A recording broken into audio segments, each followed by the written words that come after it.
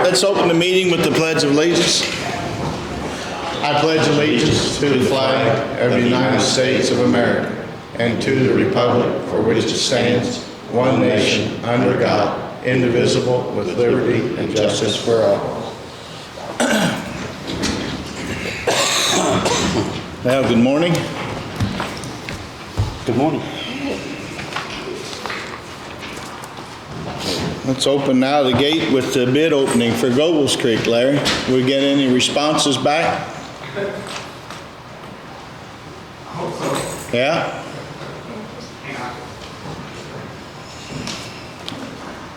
Looks like we have two.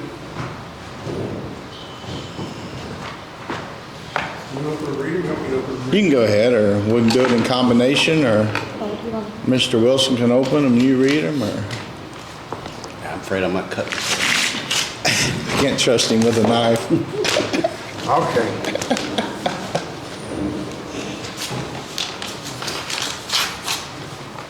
I might wander back to my seat. All right.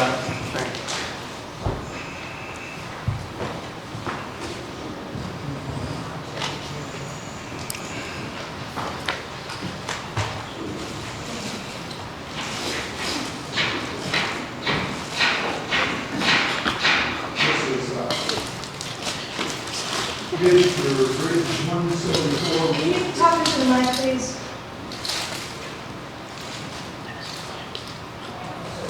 This is a bid for Bridge 174. The road over the Gobles Creek. First bid is Paul Rohe.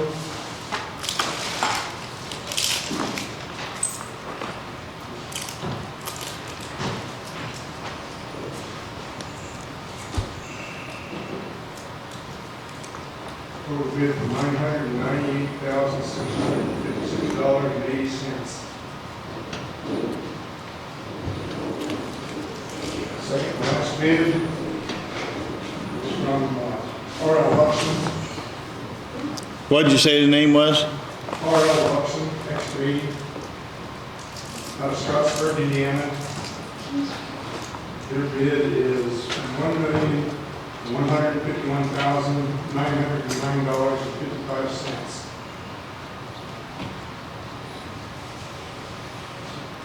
So how long you gonna need to review them? Can you do it by the end of the meeting, Larry? How long we're meeting? 5 minutes. I should be able to read it. All right, we'll come back to you. Larry, what was the estimated cost?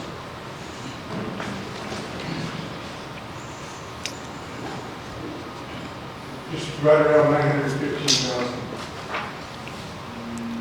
Well, I'd say with the prices of escalation of everything, that's probably not too bad.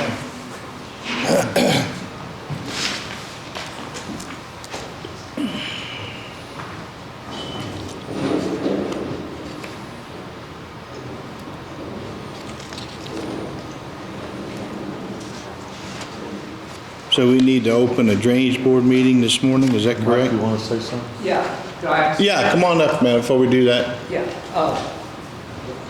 What's the next process with the bridge exactly? Is that turned on? I think so. Your button on the top there, Mike, you press the top of the screen. You got it. Okay. What exactly is the next step on the Gobles Creek Bridge since you have two bids? I heard you say something, I didn't catch what you said after the bids were ready. So we've got two bids. Larry's going to review the bids, make sure they're both,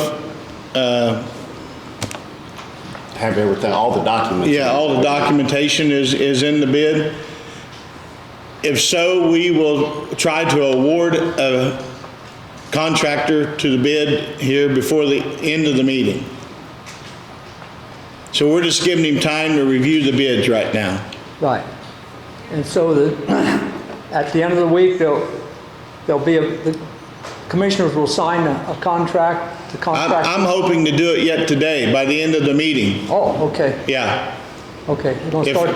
If everything's good, we can do it yet today. Start the bridge tomorrow. No, that won't happen, but When would it be? probably spring, Larry, is that what you're thinking? Oh, Or I would think they would probably start looking at this Oh, okay. He thinks maybe yet this fall. Okay, all right. So, Did you Okay. give them more time then for wintertime construction or no? I'd have to look up, I'm not sure exactly how many calendar days a week. I don't know, 90 or 120. yeah. I'd have to look that up, sorry. So they've got a number of days to work in after award of the contract. So, And what- but weather still affects the calendar days, even, you know. So how many working days do they have? We don't know. He don't know yet. Oh, that's the part you'd have to It's figure out. part of the contract there, but I don't know it off the Okay. top of my head. Okay. All right, Yep, good, thank you. yep. Tom, could you put the health department next? Then that has to get back for shots. Yep, Health Department, come on up.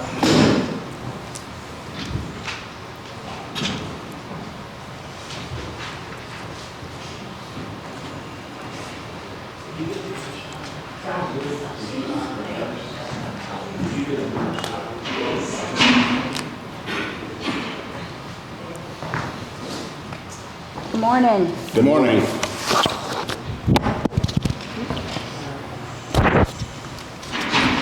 Sorry about that.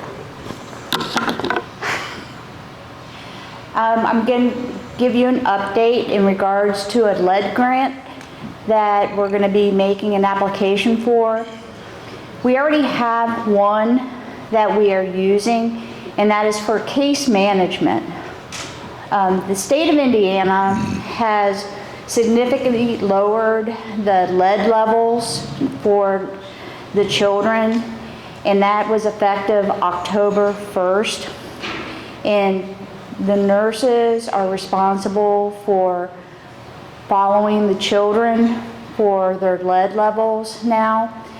And what happened is that there was a second part of the lead grant that was not applied for initially before my time. And there was not enough, the money had ran out. And now there is an influx of money for the second part that is available for us to apply for, which is for follow-up on lead where there's inspection in the homes. And which is part of what we have to do, where the state of Indiana requires us to go into the homes and find sources of the lead. So currently, Kurt Cox, he did go to the training for that, and it was all paid for by the state of Indiana for that training. And then also there was an issue for equipment, and it was called the XRFs. And that is a very expensive piece of equipment. Come to find out that that is $16,000. And my question to the state was, who's going to pay for this?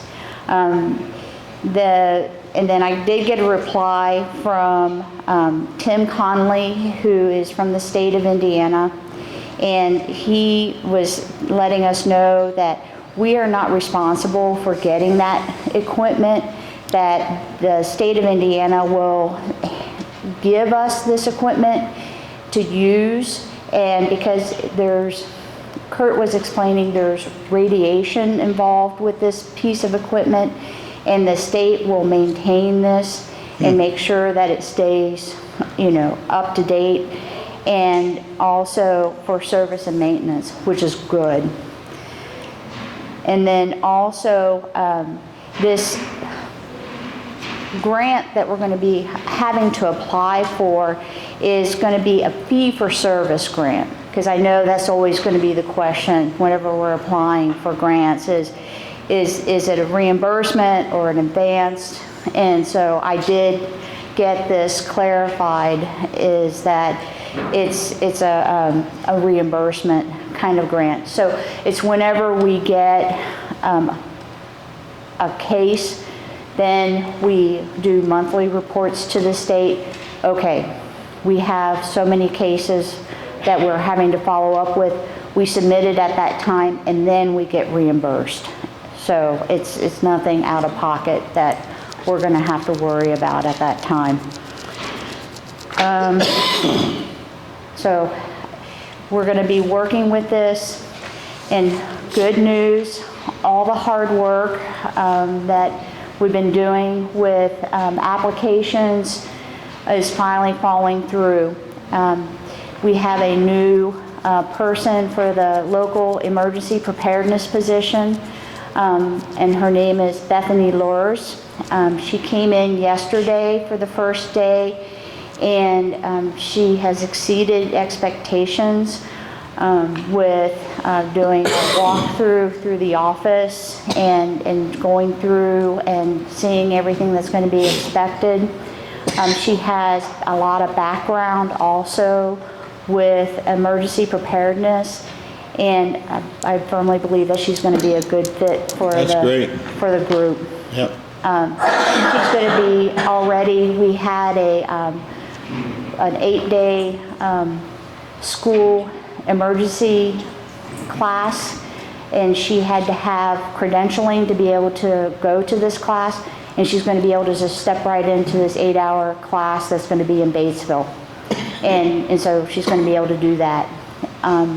Thursday, we're going to be going down to the auditors, and we're going to sit down with the grants and work through all that. She's already looked at the paperwork. She's very familiar with the different things, and she's, very, calm with this and knowledgeable. So it's going to be, I feel, a good fit for right now. So I think didn't we take the direction that anybody wanting to apply for a grant was supposed to get our blessing on one? Is that right? So I think that's what she's here for today. Yeah. And Carla with you, Eugenia, to be. Yep. I was waiting to see, I know that there was a policy that was being written, and I talked with Eugenia last week about that, and she said she was still writing the policy, but she wanted me to encourage to come and talk with you, and then also come to county council and present it to county council. Yeah. Now, this does not have to be submitted until November 18th, so I still have plenty of wiggle room. When's the next council meeting?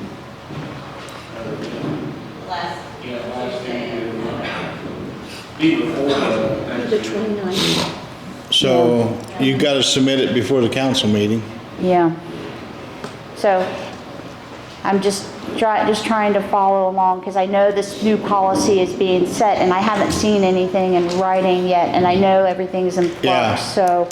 So I think for today, what we can do is we could give you our blessing, and then that should cover you until the new policy is in place. Thank you very much. So what are we going to call this grant? Well, it'll be lead grant for, let's see.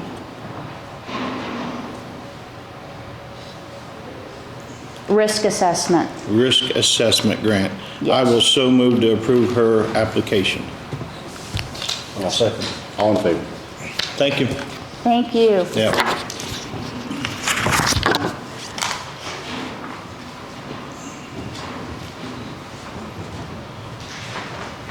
All right, so if nothing else is critical here, we'll recess the commissioner meeting and open up a drainage board meeting. Good enough. And so we've got an issue. We've got a loan coming due with the, for the drainage. Jeff Meyers. Jeff Meyers Ditch. The loan payment is $6,514.36 is the payoff today. So what we are, I guess what the information was brought to me is they are asking that we approve the payment of that out of the general drain improvement fund. And we have $8,247.72 in that. So, and then when that money does come in off the Jeff Meyers Ditch, it'll be put back into the general drain improvement fund. Am I stating that correct, Carly? Are you- Or another one too. And do what? There's another one too, right? We need to take off the books. And then, yeah, there's one for, the Shaefer ditch is $317.16 in the red. And we'd like to pay that out of the general drain improvement fund, and then that will be zeroed out. Could you repeat that? You put that assessment back on, Rob? I can ask for that to be paid back from those. I think so, yeah. Could you repeat those amounts? Yeah. Again? So, okay, you want to know what's in the general fund or not? I can look that up. So that, how much is in the general drain fund, improvement fund is $8,247.72. The Shaefer ditch is short $317.16. And I don't know why I done that. Oh, here we go. Yeah, Jeff Meyers, it takes $6,514.36 to pay it off today. And then there's going to be fall collections coming in that will be reverted back to the general drain fund. That's good. Do you guys have any questions about those particular ones? I do have another little business about other ditch. The Shaefer ditch has no assessment right now, does it? So you'll have to put an assessment on. I believe the only ditch assessment is the main road ditch right now, correct? I don't think we're assessing any other ditches, so those funds, if they're needing to come back in from either the Shaefer or the Jeff Meyers, what we can do is figure out the splits between each property owner, send out a letter, and ask them to pay their due for that part. Yeah, so We can balance it back out. And typically, those people pay it. there's an interest shortfall that will be coming in from the collection of the fall payment of about $1,000, $1,041. And that is due, they said, because the first payments that come in from the landowners did not have interest on them. The county got charged interest, but the landowners that paid in full in the beginning did not have interest. We said that in a meeting up front. I remember that. I hope it's in the minutes somewhere, that if somebody paid up front, they would not have to pay interest. Well, we took out a loan for the whole amount, and the county got charged interest, but we didn't charge the landowners interest. So we're going to be short $1,041 in the fall, but I see nothing to do but just pay it out of the general drainage fund and be done with it. So how will that be recaptured, that money? Yeah, it won't be, I don't think. Because I think there's code that whatever money's in that account, it has to stay balanced at a certain amount. You can't just take it away and not have to refund that.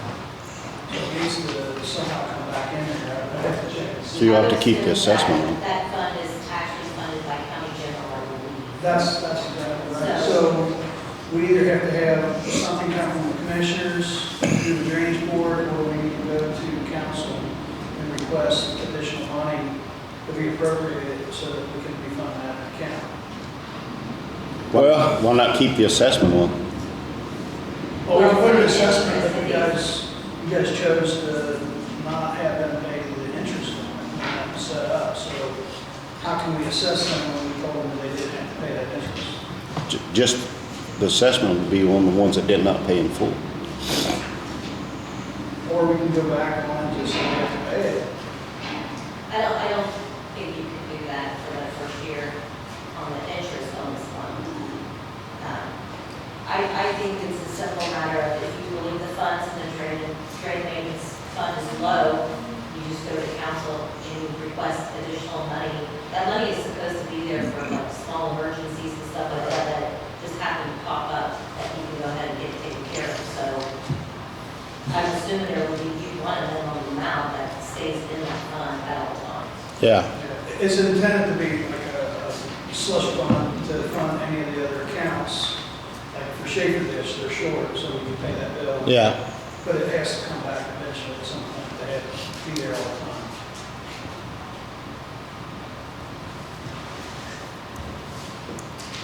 So if it's needed, we'll just go to council and We'll ask go- for it. yeah, that's right. Balance would be, and then if you want to go to council and ask for additional funding, you can. Yeah. And if you feel like it needs to be more than $8,247, say you want to maintain a $10,000 cash balance, we should ask for more just so we have. Yeah, I don't know how we got to that number, but that's, I don't either. yeah, it's. I can remember for years, there's always been a little fund there, but I don't know how it got there to begin with. Could we just have a simple resolution or something that where they establish what they want that minimum balance to be? And that fund? Yeah, because would they have to go back? If it ever dips below that, do they send it to council and ask for it, or what do we need to do on getting membership to dip below? I don't know, I think maybe even a joint agreement between those bodies that they agree with that minimum balance is say $10,000 and they just come back and ask for additional funds, then it gets below that amount. But that money's really there for emergency purposes. And technically, we should be able to maintain that cash balance depending on how we pull and take that money away and refund it, because every time there's something done, you should be able to either request from the landowners within that ditch area to pay that amount due or put an assessment on it. Other than this interest that we're That's talking about. right, and that was just the oversight or whatever was decided at that point. If it dips below because it's something that's going to be recaptured, are you wanting council to put that in temporarily and then move back until we get that back in here? Yeah. Because he's supposed to be able to use it, so he might Right. have projects. But yeah, a We'll lot have of, to come ask for more, I guess, at the time of that. Because if we don't keep it replenished, at a point if something happens, we won't be able to pay the bills when that happens. We have to try to at least maintain the balance. okay. So, Yeah, we can grab something on that. Carla, Rob, for today, can we just move to pay these Yeah. and we'll deal with the putting money back in at a later date? Is that 1,041 part of the 6,500? Yes. Okay, it looks like there's plenty of money to do that. Yeah. So I'd say we do it. Okay, I don't see any other thing right now that would be drawing on that for Yeah. the ditches. I know there's some work going on the Weir ditch still, and one other one, I think, the Gifford ditch. So those ditches have funds available to them to pay bills. But the Weir ditch is going to end up, we're going to need to do assessment, because I've got some stuff to talk about on that. okay. I would think the only way they can get money in that is through an assessment. I mean, that money has been paid by somebody. Well, my intention is to look at each one of our ditches and try to maintain a certain cash balance on each ditch. So that way, you have money to spend on each one. So once we establish what that balance is, if it's below a certain amount, maybe we should do an assessment at some point just to get to that point. Because they always need repair. And the general ditch fund can be that backup in the event that it's a major repair, we can borrow from it until we get the money to put back to it. I've got a little problem with assessing somebody to create a slush fund for a government agency. Well, We not use the attorney, do we not use the word slush? It's a, you say that, I mean, Harper. emergency It's fund. not really a slush fund, it's money to be kept in account to take care of any repairs that need to be done on a yearly basis. I think There's always blow holes. my feeling is, I think that money needs to come out of county general and to create Well, I that. agree for the general drain fund, but Yeah. for each ditch itself, those monies are captured from Oh, yes. assessment from the Yeah. landowner. Yeah. And that's what I'm talking about is getting money from the landowners so that we have a particular balance. Oh. Each ditch fund. On their particular ditch. Say there's $1,000 worth of work that needs to be done, but there's no money. Right now, someone don't have money. Yeah, So let's get a cash balance established on each one, yeah, so that when that happens, and I get a call from Tim Mike or a landowner, we can go out and look at it and say, yeah, this needs to be fixed, let's go do it. yeah, I'm good with that plan. Yeah, That's what I was saying. okay, all right. So for today, I will move that we pay the $317.16 and the $65,1436 out of the general drain improvement fund. I'll second. All in favor? Now, Rob, you got something else? Yeah, so on the Weir ditch, something that we talked about a few months ago, there's blowholes down by the railroad, out around Riley Pike, on the east side of the railroad. Wasn't draining very good. We uncovered it. We thought that the line under the railroad was okay. We ended up getting a company to come in and televise the line, and the line is not in very good shape. Oh, boy. It's gonna have to have something done with it. I've got- Under the railroad? Yes. Ooh. I've got a video of it so that you can see where the problems are. It's definitely under the railroad. So we're going to have somebody bore it and case it. Well, I'm trying to reach out to the railroad company. I made a phone call, haven't got any response yet. You won't Find have out it. what their standards are, what they want to do. Yeah, it'll be, We're gonna have to follow their standards and see if maybe they might have any involvement. I doubt that they will. they'll have a catalog of rules to follow is all they're going to have. Correct. So Yeah. once I find that out, we can start looking at what kind of monies we're talking about. All right. And then at that point, I think we need to talk about trying to get an assessment together. Number one, for the work that's done, and two, the work that needs to be done. So is the drain under the railroad not functionable? It's passing water through, but not very well.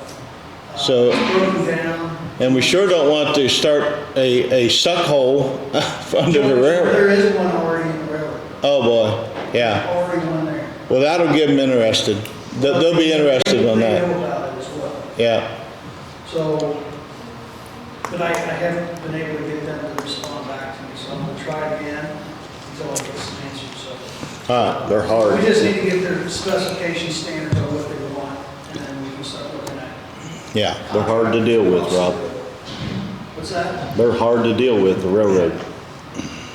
I've had some experience working with Yeah. railroads. It's not fun. yeah. So, Anything else? the Giffen ditch, there was some regrading being done, fixing some blowholes on that. Like I said, there's funds in both of those. But as these funds go away, we pay the bills. I want to talk about how we can maintain a particular balance for each one so that when these things occur, we can take care of them as long as we're not making deals. All right. That's all I have. Do you guys want me to go ahead and start a resolution on putting a minimum amount? Yeah. Paying, you want that at 10,000 or what do you want that at? I think 10's good for me, good for you guys. What do you think, Rob, 10? I think that would be good. Yeah. That way, Okay. if we get a good cash balance on each ditch fund, then that way you have some surplus that needed. Yeah, Yeah, I'll bring the final version back, of course, but okay, that'll give me something to start. all right. Anything else for the ditch meeting? No. So I'll move to adjourn the drainage board and reopen the commissioner meeting. All in favor? Okay, moving on, we got the burn ban resolution that was rescinded October 31 on the 8 a.m. Need a signature on that yet or not, Faye? You stamped our signatures? To get it out, yeah. Yeah, so I guess I'll just move that we adopt the burn ban resolution being lifted on October 31 at 8 a.m. Yeah, second it. On. I've got, we're on the burn ban, I have something. Yeah, go ahead. So what's happened in the past and what happened this time is the burn bans come on and go off and there's not a clear enforcement mechanism. It's a little fuzzy on if somebody actually does violate it on what the progressive fine system would be. I think what you need to do is create a standing ordinance that says when a burn ban is in effect, here's what happens. Advertise those fine levels so they're out there, and then as you put a burn ban on, it would basically be an automatic trigger, and then when you took it off again, that would take it back off, but that way that those fines would be there. Do you have any idea, if, one, do you want me to do that? Because a lot of times what happens is we have a burn ban and then we forget about it for 2 years and then it pops up again. Yes. Two, if that occurs, what do you want to happen, like first infraction, second infraction? Is there a warning? Is there, what do you want to do on that if you do something? Yeah, I think the first time should be a warning, Okay. and then, I don't know, $200 fine or something, I don't know. Okay. Like 200 per occurrence after the first. Yeah, that'll work. Okay. I mean, people, I had several phone calls wanting to know if the burn ban was still on. I mean, people are aware, they follow. Yeah, certainly if you give them a warning. Yeah. I understand that things pop on quickly, but if somebody shows up at their house and says, don't do this. Yeah, It'd be kind of hard to argue after that. yeah. You good then? Yep. All right. Mike Range, he's not here. No, he's at work. He's at work. That's Wayne Monroe's son-in-law. So he's gonna take over the nativity scene? He said that Franklin County fought hard to keep it, and they would like to carry on the tradition. Very good. I think it's Mike and Kurt and his other brother-in-law. So it's all the Christmas display, I guess I'm gonna call it. Yeah. So we'll move to approve? Yeah, I mean, I'm glad that they're willing to take over for Wayne. They want to keep his tradition alive. What Wayne really loved that nativity scene. I think the community really appreciated everything he done. Sure.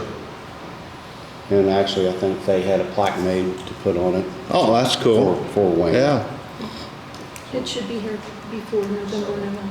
yeah, good. So I had a motion to approve the Christmas display going up on the courthouse. Yeah, and I'll second. All in favor? Let's see, we're up to the minutes. And we didn't have a meeting on the 18th. That was the one that was canceled. Oh, Yeah. so we got the 25th. Yeah. So I move to approve the commissioner meeting minutes of October 25th, 2022. I'll second. All in favor?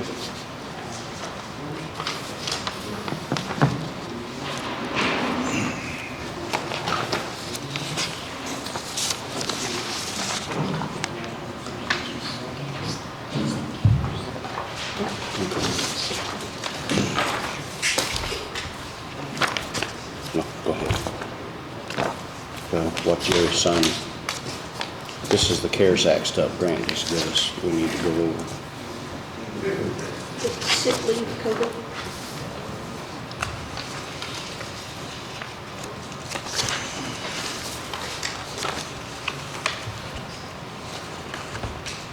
Okay, so I was just handed a document here, an ordinance to amend prior CARES Act sick leave policies. So this is basically putting in play what we talked about, the 40 hours time off.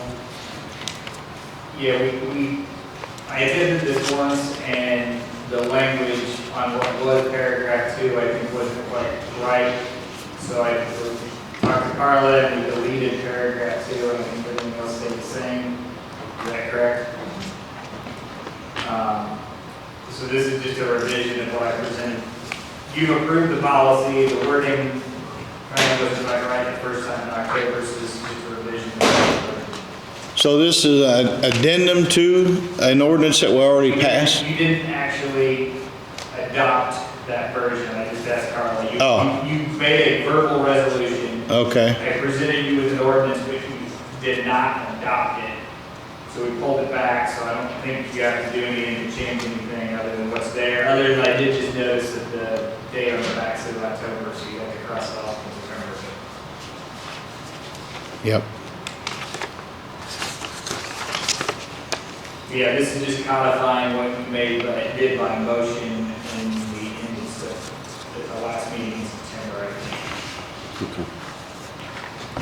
So I'll make a motion to adopt ordinance 2022-14, which is for the CARES Act and sick leave policies. And Carly, you reviewed this, you're good, you can match payroll, make it work? Yeah, we've already done it. Very good. I'll second. All in favor?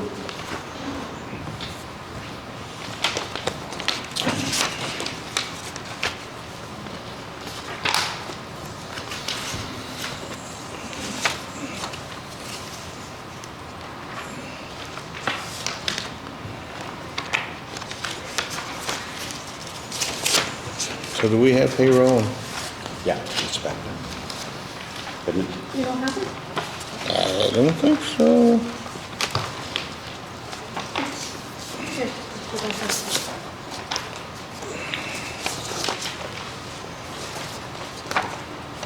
Unless it's in the back of all that. Huh? I got that sheet. There it is. There it is. Sorry. Give me that one back.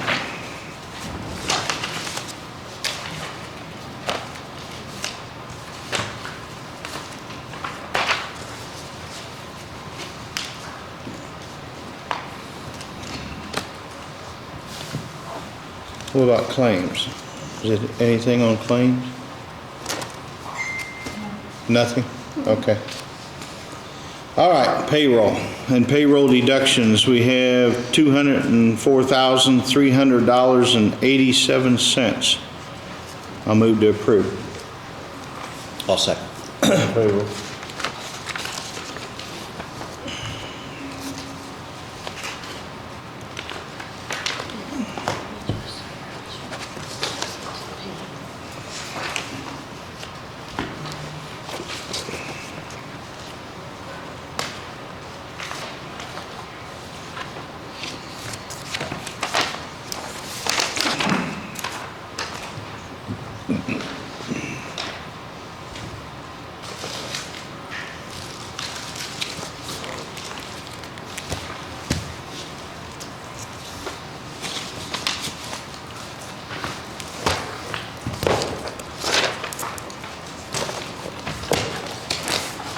Larry, we are done with our regular stuff. You ready?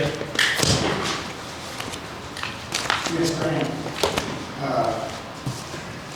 Local bidder, Paul Rohe, everything seems to be in order on the bid. There is one thing, there's 4,500 yards of borrow that they bid at $50 a yard. And the county, which we kind of have plans on doing most of that work with our forces. If we do that, then that comes off that 4,500 ton. So it saves us roughly $225,000 if we move dirt in there and fill that over our water. Yeah, we need to do that ourselves. So there is a provision for that. Okay. And Roe knows that? Yes, it's a part of the specification. So what would the bid be then, Larry, with that off? Do what? What would the total bid be with the minus 200 and some thousand? Are we gonna award it with that off? Or are we gonna award it, how are we gonna award? I guess that's, I think we need to work for a total amount of $998,656.08. Should be roughly $220,000 less than that, should be roughly $730,000. what it actually costs us, but we need to work to go and higher price. And then we'll take ours back. As in, or, They just, we'll have to have some kind of agreement if they have to come, let's say we only do 2,500 yards, then we'll have to have some agreement that says we get 25. Yeah. That's a good idea. So we'll have some, Leave it open. right. Yeah. We think we need to work the total amount. I understand. So what was that dollar amount again? $998,656.80.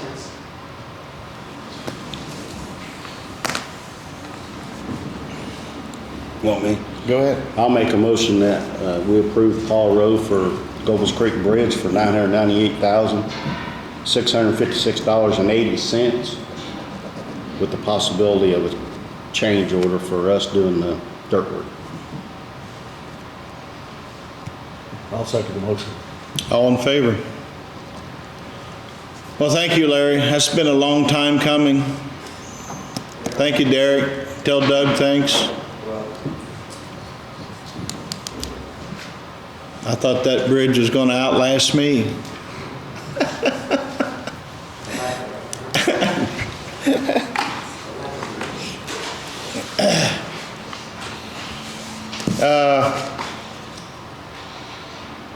I got a list here of some things. Last night when the wife was watching the Hallmark Christmas channel, I started thinking about Franklin County. So, we got 5 Point Road, Larry. Locals are complaining, they're wanting a line on it, a white line along the edge. I know it's not wide enough to do a yellow line in the middle too, but can we get a white line on the outside? Yeah, there's areas that's 21 foot wide that you could put yellow in, not all of it. Yeah, We could possibly get white lines, possibly this fall, we just have to work this in. I'm trying to make it, I'm getting a quote, I've got a quote sent out to an outfit, or a request for a quote, I guess it is, sent out to an outfit. Tried to sell it, but just ready to make selection, and blah, blah, blah. Easy on, easy. well, let's see if we can make it happen, huh? Yeah. We're getting a lot of complaints where it's at night, that blacktop is so dark they can't see where they're getting off the edge of the road or not, so. You can see several places where people's went off and the vehicles bottomed out and scraped the asphalt already, you know. Yeah, I think it needs to be sooner than later, that's for sure. Yeah, just for safety. I don't know if they'll give you a guarantee they'll get it this fall, it just depends on the weather. Yeah. I told Wilson there was a line crew out working on, the state put a new bridge over 74 on 600, just south of me, and they was putting lines on there a couple days ago, so they're still out and going yet. Do you know who it was? No, the Milestone was the contractor, but this was a sub. I didn't notice the name on their vehicles. My request quote from the Indiana Sign Barricade.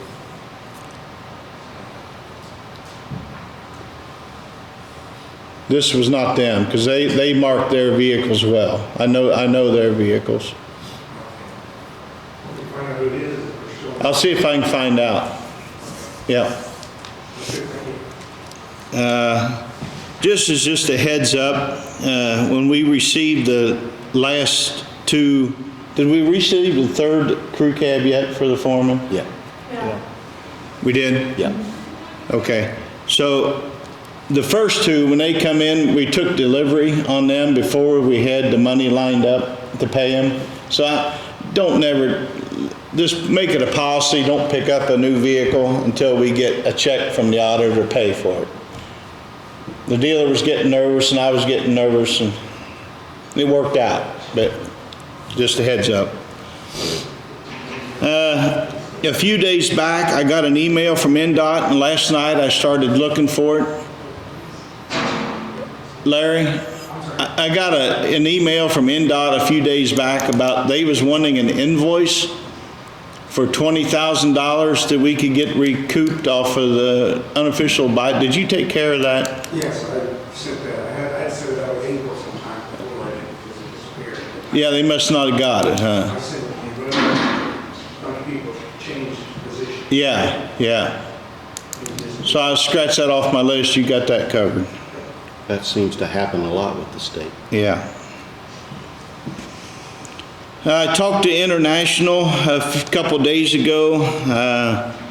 New snow trucks. The tandems being expected to be delivered in March and the single axle in April. So those trucks are just chassis only. There's been no bed, no plow, no snow spreader box or tailgate spreader spec'd out yet. So somebody's got to take over and take care of Spec that. that out? Okay. The foremans are good. I mean, I would trust the foremans. They know what they're doing, all three of them.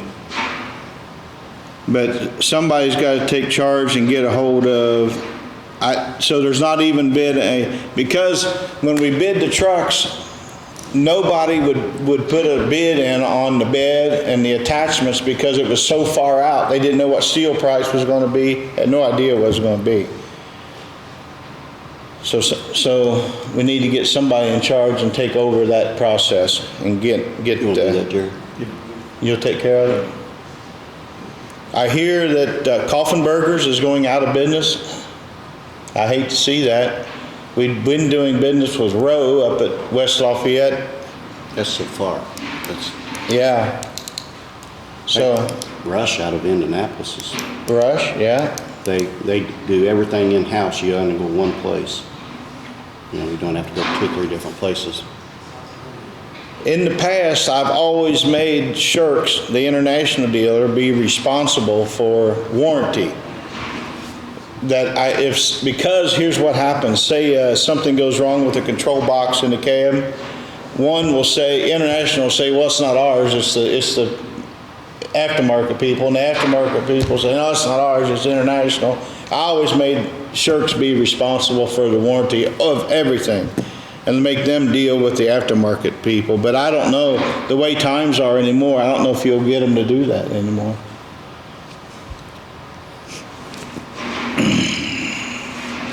So we have now received our $2,550,000 from the state on the State Road 1 money.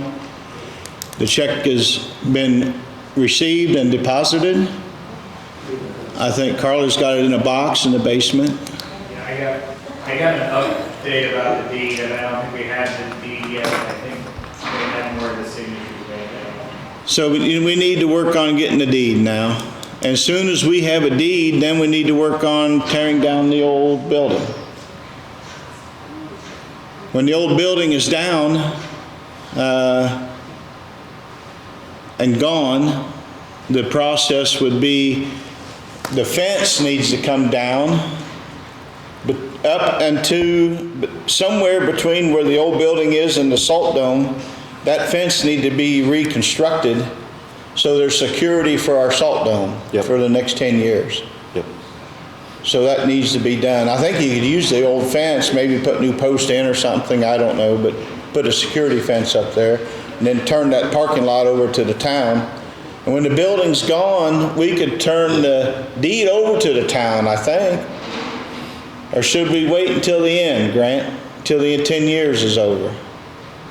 I honestly forget how we drafted in the final agreement. I think it spells out. I know they pay us $50,000. That was in the agreement for a clear lot. I think I want to say you needed it over and reserve the right to use the salt dome. Oh, yeah, it makes sense. That's what we would have done. But we need to follow through, keep that process going, get that done, building clean. I've never verified that if all of the utilities is off in that building. So we need to make sure before you get in there and start tearing that building down. Electric's off, gas is off, Yeah. water's off. So this is a suggestion. The guys at the highway do not like the slide-in salt beds. Yeah. Well, it limits you. If you got a tandem, you know, you're down to 8 or 9,000 ton. When you got the full bed, you can do 16 Yeah. with a drop. And it locks them down. They can't use that truck for anything else all winter. Yeah. Unless they take the bed out, put it back in. Those beds have got value. I'm gonna say you ought to talk to Roe or talk to somebody about trading those beds in. Those are stainless beds. They've got value. How many of them are there? Is there 3? 3. I believe 3. I believe 3.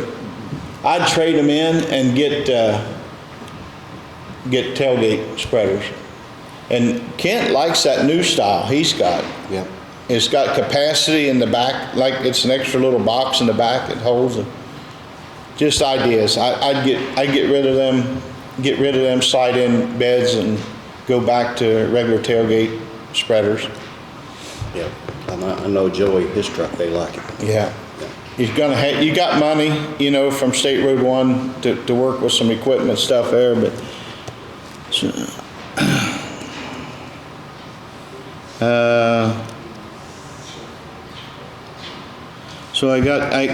so Grant, I got my note here about taking care of the title work on the old highway garage. And I got in my notes, we talked about the fence.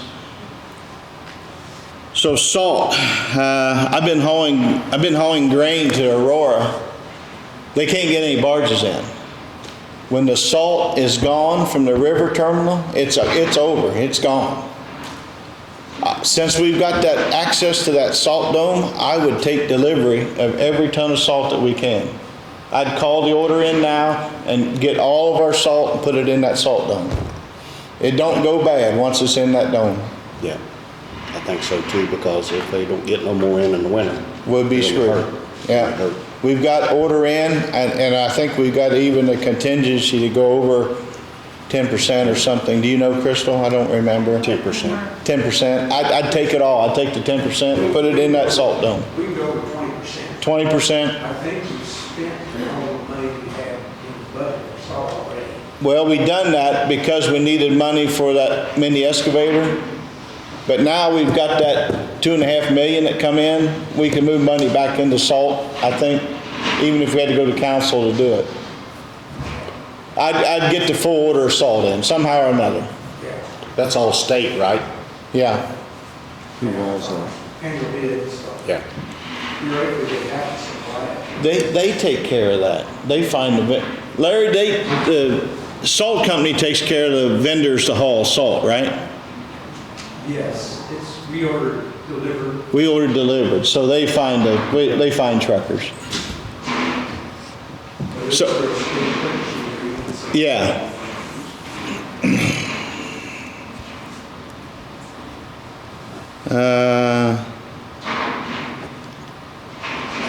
So with that being said, for the next 10 years or so, you guys are going to be short a loader. You need a loader at the salt dome, and you need a loader at the pit. Yeah.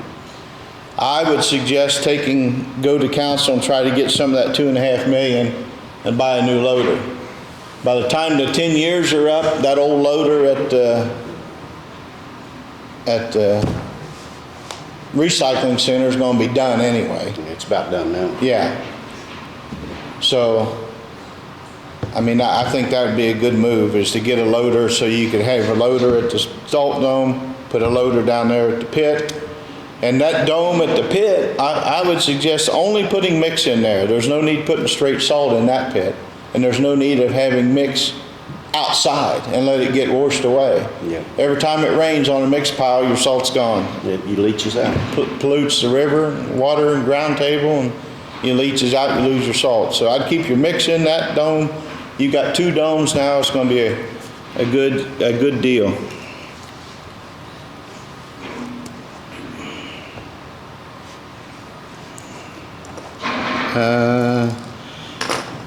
We talked about just a little bit the other day about a knuckle boom on the mini excavator. The grade all is on its last legs. Beyond that, I think. And you're probably talking I don't know. Larry, you got a guesstimation? $700,000 probably for a great all now?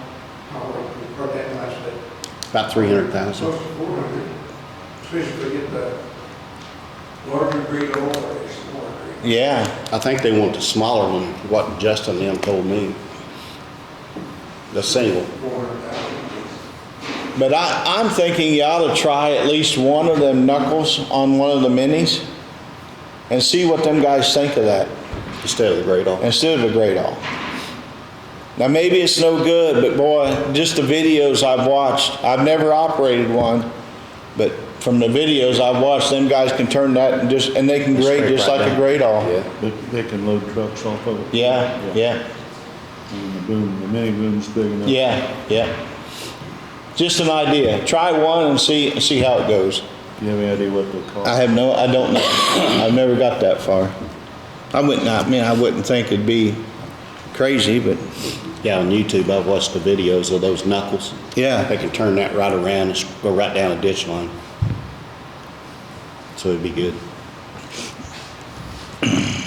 At the old highway garage, at the old state highway garage, there's about a 5,000 gallon storage tank. Then when the state left it, it's got calcium settled out, about 2 foot deep in the bottom. I have no idea what we're gonna do with that.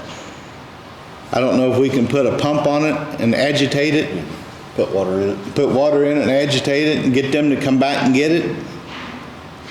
It's gonna be a nightmare to get rid of that. I never seen it when I made the deal, or I would have said, you know, you gotta come and get that tank, but something's gotta happen with that tank. Cut the top of it off and dig that calcium out. Yeah? Scrap it. What are you gonna do with it? Bury it in the pit? It's calcium. Yeah. I don't know. But something's going to be, I don't know what to do with it. And maybe if we get it agitated, the state can come back and get it, you know? Let's add some water to it and see. Yeah, yeah.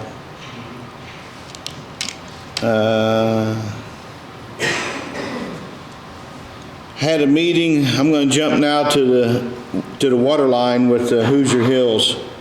Had a meeting with Hoosier Hills and their engineer. They've got an engineer themselves that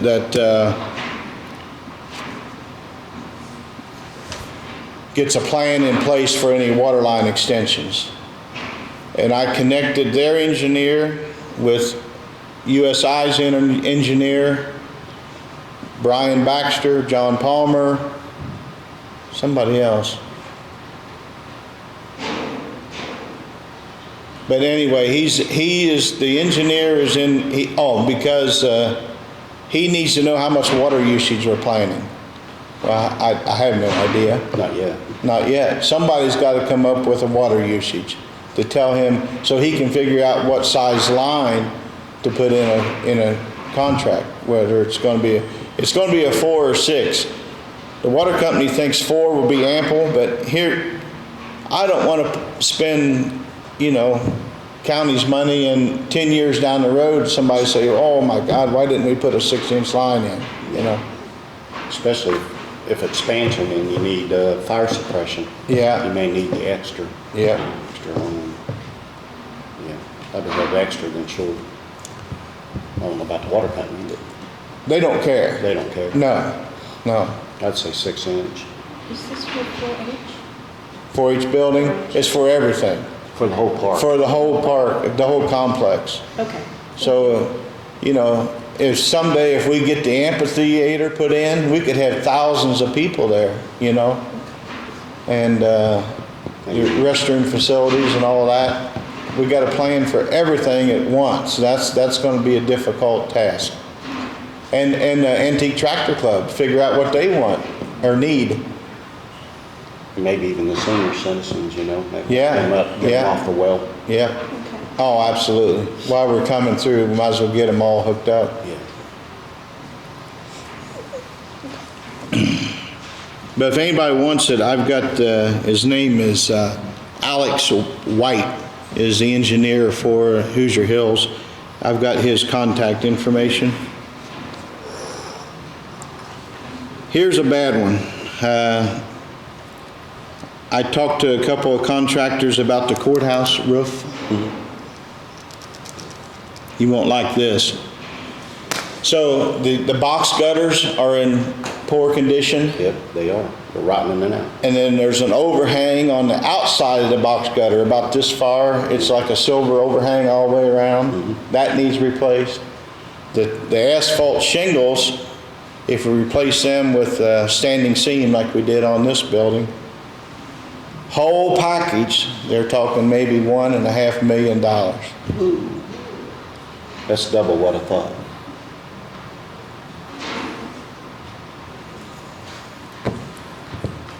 I don't know how long you've got in the condition that's in. If the tuck pointing is going to seal the leakage that's coming into the judge's room now, I think that will help, but it ain't gonna help the roof. the shingles are done, you can see that. And that where that little overhang is attached, it's all pulling apart, and there's leakage all the way around everywhere. And when that box gutter lining was put in, it was put in about every 20 foot. There's a seam, and all them seams are pulling apart. It's not good. I mean, I'm going to say you've got 2 or 3 years. You've got to do something in 2 or 3 years. Is it possible to set bond money aside for 2 years to pay for it? Or 3? Is that a council thing? Yeah, I think, yeah, I mean, the bond doesn't roll off until the start of 24 anyway, so anything next year you're actually doing in advance. By then, if you could at least have a plan, an estimate, or whatever, you could probably include it even if it was coming in 2024, I think. I think you're going to have to prioritize, because you have that issue in the courthouse, you have all the repairs that have been done to jail, and then you have what you're going to do with the 911. Well, that was my next thing. The what? Did you do the jail? Huh? No, what was it? How much? I mean, I might have got it, I've never seen it. The 2022 maintenance. It's over 300,000, isn't it? Well, we have some outstanding. Proposals are outstanding, they're on the other.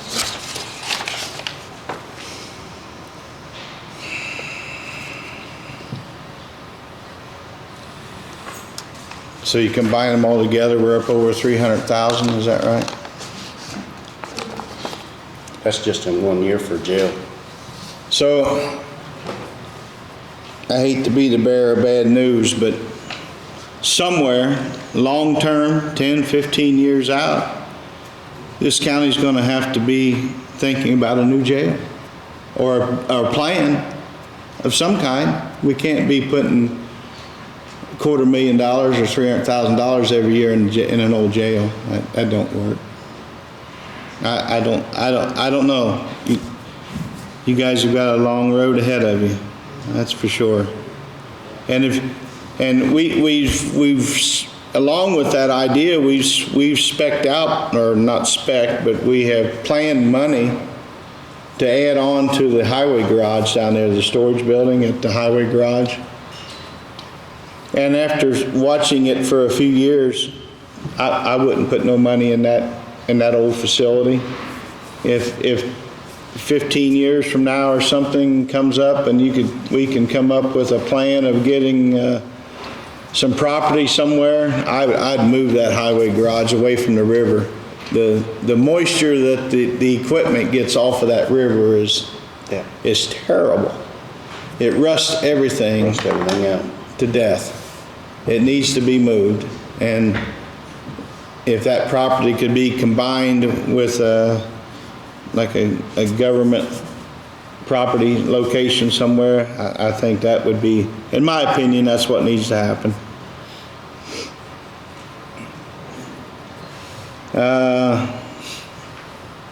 My last thing is last week we got our State Board of Accounts audit review back. And I'm proud to say that Franklin County is cleared of no infractions of any kind. You concur on that, Carla?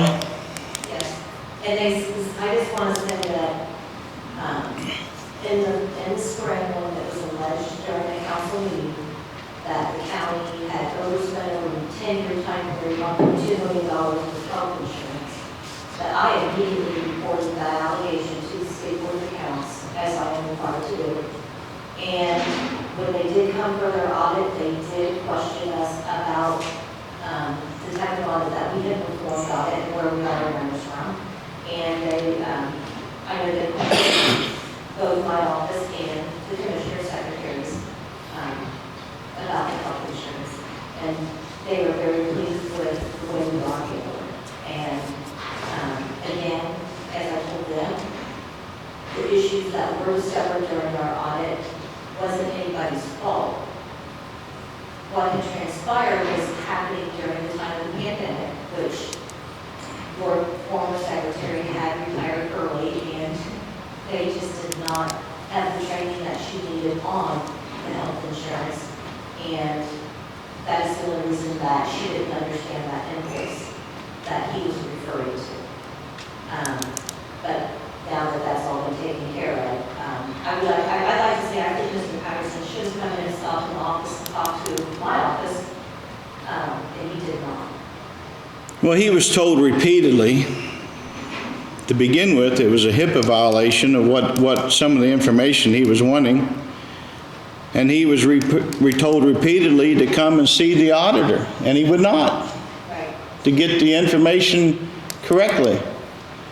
And when he spoke at a council meeting on March the 29th and said that our commission's been, that our board's been misspending $60,000 a year for 20 years and $1.2 million, I couldn't believe it. For him to say that, you know, it was just without any evidence. And even Scott McDonough in the meeting asked him if you've got evidence to back it up, and he said yes. Right. And he did not. He did not. So without any support to his claim, you know, it was careless, damaging, and an outright lie. I'd like to further state that I've been doing this now for 6 years. 5 of those years have been audited. We've had no findings.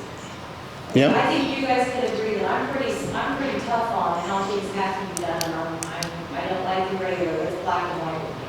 So yes, it was very careless to come out and make an accusation like that. Because it's not only what he said, it then went to social media, and it was his people who were calling for my office to be audited on top of it, but they don't even have the facts of what was going on. So yeah, it's damaging. I think also too, even our arrests to accuse people of stealing. I think that was mentioned. Yep. Is there any repercussion for that grant? And people get accused of all this, and they bring charges against them? I mean, this is pretty bad. That'd be up to their legal counsel to sort that out on individual basis. Probably not, from the county's perspective, probably not external officials that we're going to do the examination after their council.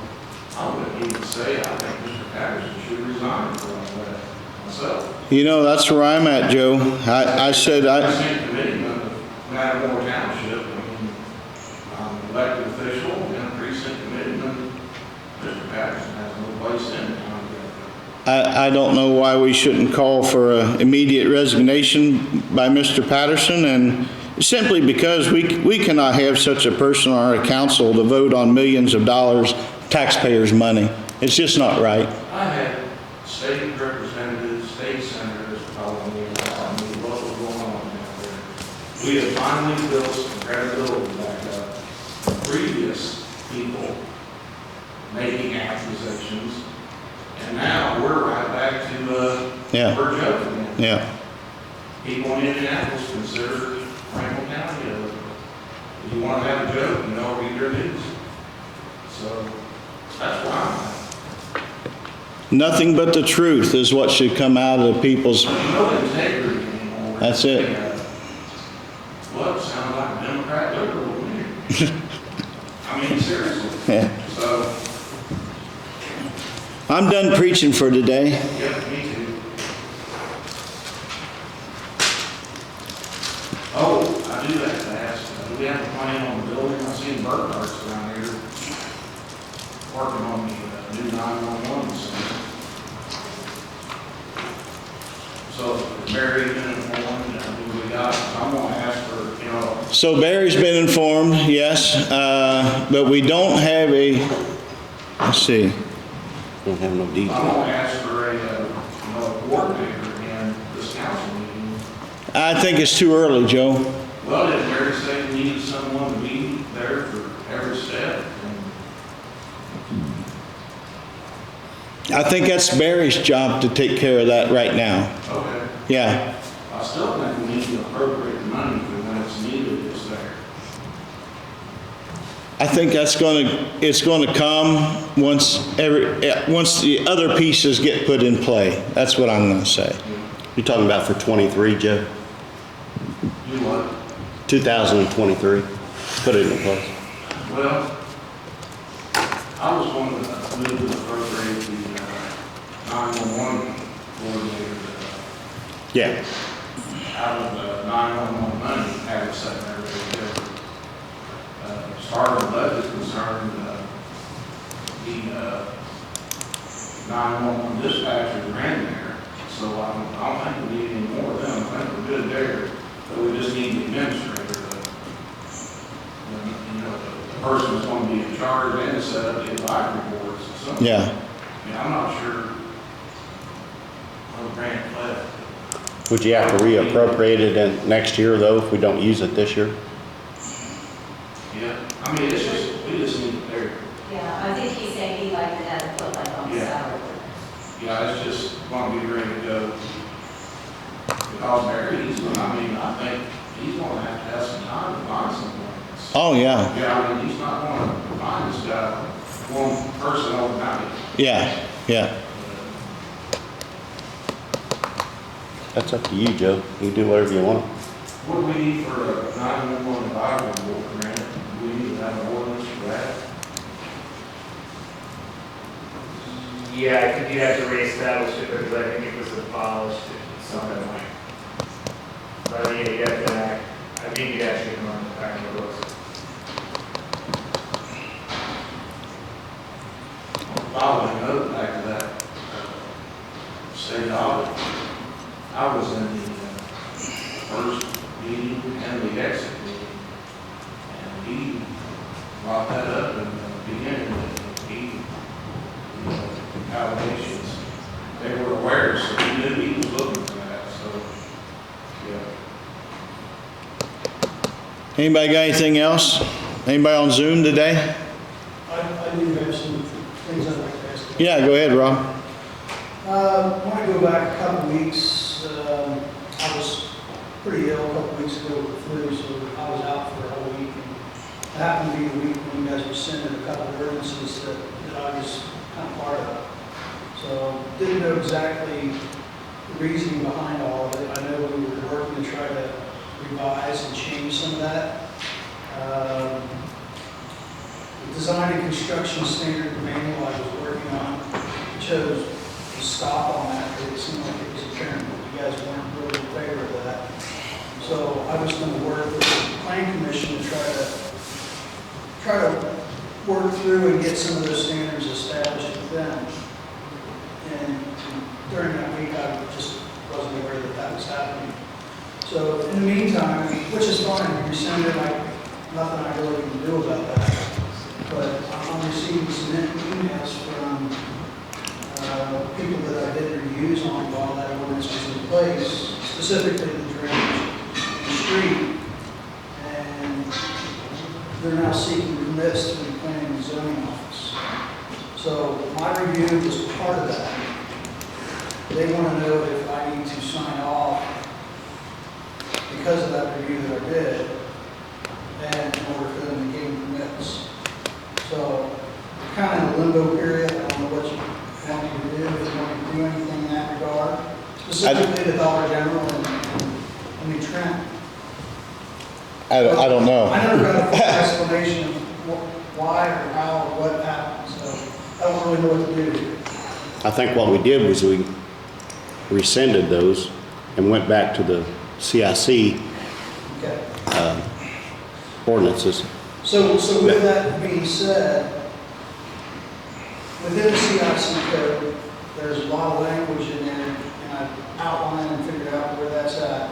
It says Franklin County Surveyor. Franklin County Surveyor is responsible for charge of drainage specifications and things like that, which there's no established.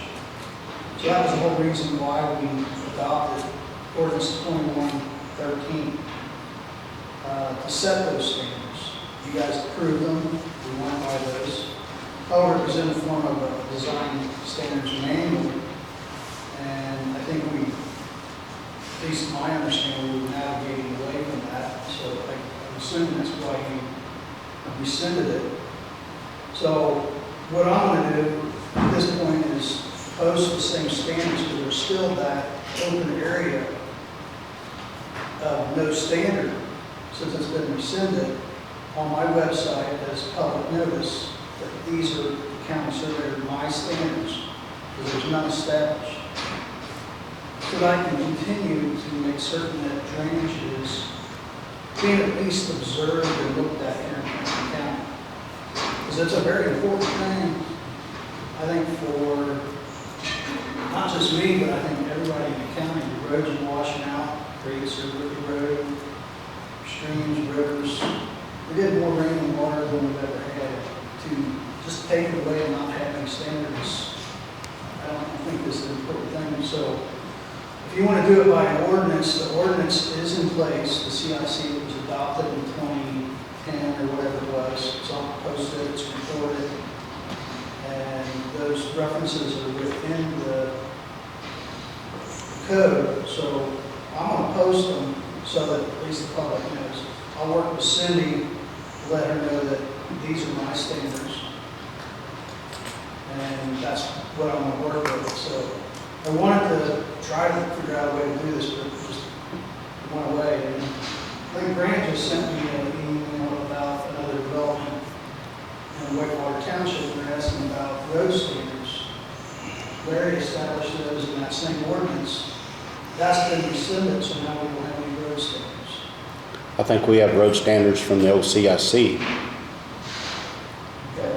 They haven't changed for a number of years on road But standards. I think they were updated in that same ordinance, so I guess you don't want to use those anymore. I think until we get the whole plan in front of us, not piecemealed and having to change it all the Well, time. that's what I was working with. That's, to me, we'll use the CIC, whatever it says in there on standards. I mean, that would be county standards. It wouldn't necessarily be your standards as a surveyor. It'd be That's county county standards. surveyor, yes. Because it says in there, the county surveyor standards. Those are my standards. So that's what I'm going to post on the website. Just so you're aware that that's how I'm going to handle this. Okay. But as far as the road standards, I'm willing to help. I was asked to help with that. I can do that, but I don't know that I can necessarily follow standards since you rescinded that standard. So I don't know what you want us to do when it comes to that. There's still a standard there. Okay.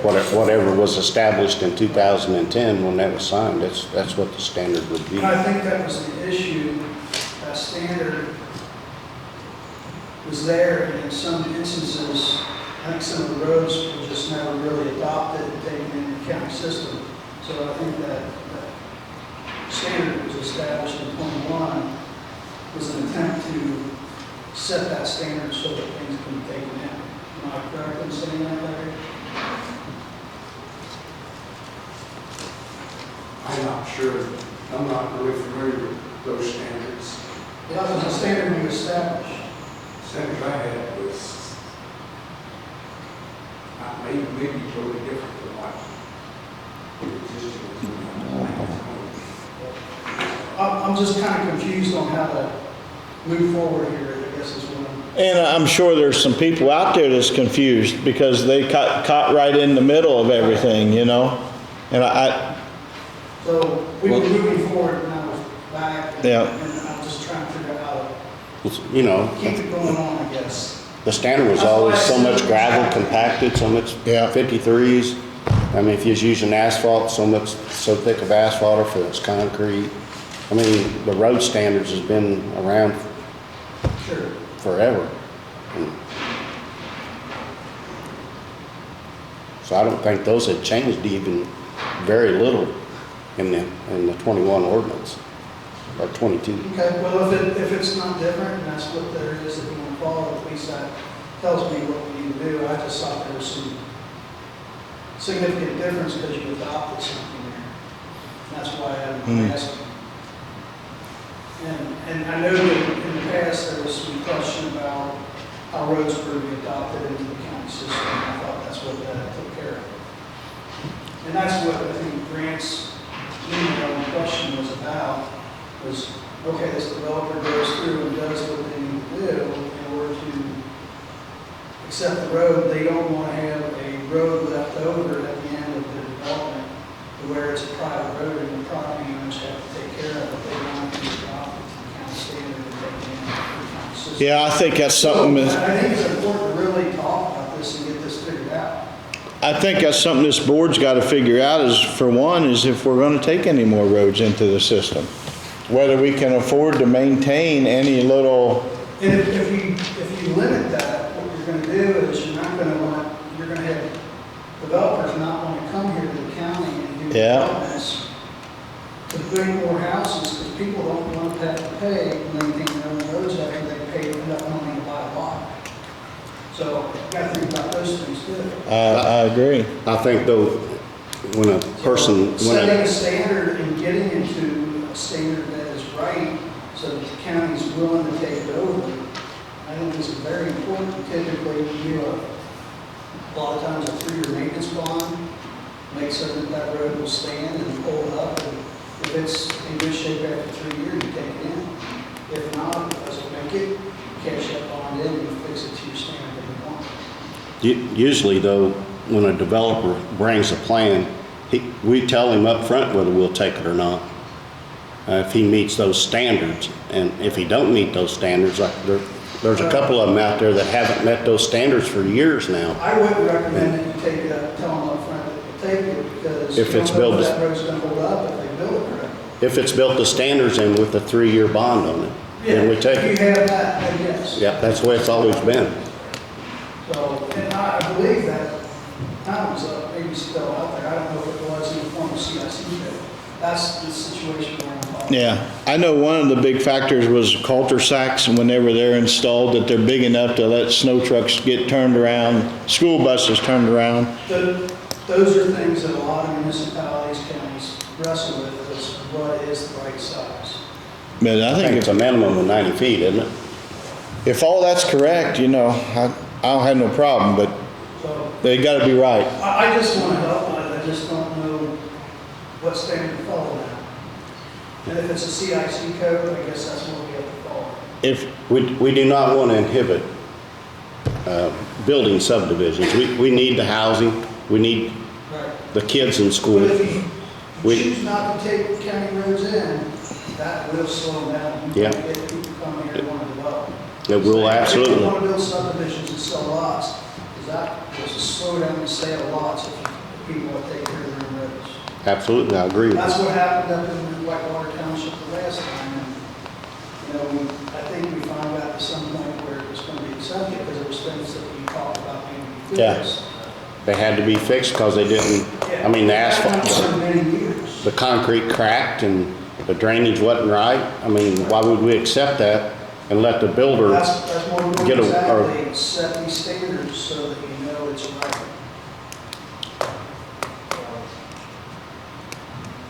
So Drainage and erosion is pretty important to me. I think there's some language in the CIC code that allows me to establish my standards. So that's how I'm gonna handle that. But when it comes to the rest of it, you guys can set that up how you want it, or I can work with the APC board to try to work that out. That was what I was attempting to do. And like I said, while I was ill, I heard it was rescinded, and I didn't have any idea that was happening. So, just wanted to be able to get my piece here on it. Yep, got it.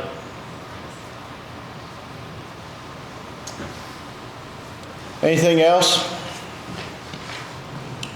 I'll make a motion to adjourn. I'll second it. All in favor? Thank you, everyone.